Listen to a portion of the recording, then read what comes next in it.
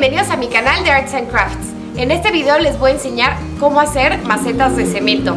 ¿Qué materiales vamos a necesitar? Una cubeta y una pala para mezclar el cemento, 2 rollos de papel, los cuales vamos a cerrar de la parte de abajo con masking tape, un cúter, 2 botes de leche, los cuales nos van a servir para el molde de nuestras macetas, un contenedor para el agua y 2 kilos de cemento. Antes de comenzar, los invito a suscribirse a mi canal. Comenzaremos recortando cada bote de leche a la altura que desees.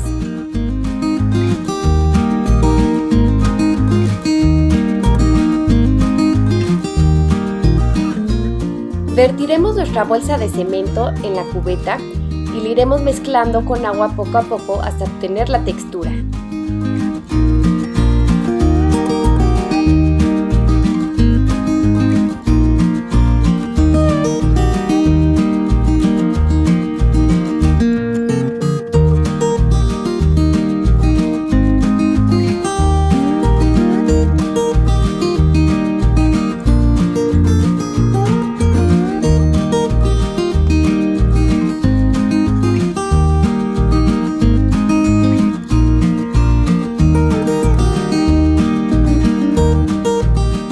Cubre el interior de los botes de leche con aceite y después rellénalos con cemento.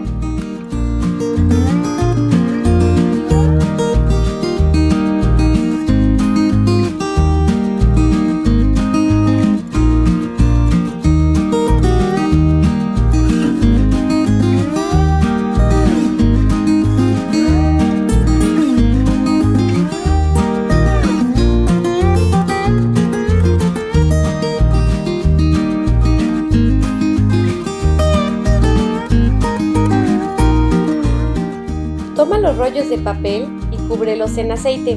Después, sumérgelos en tus moldes de cemento.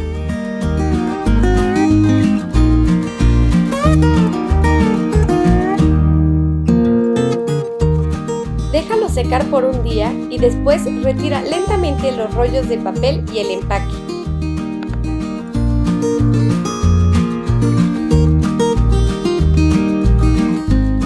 Podemos lijar nuestras macetas para quitar cualquier imperfección.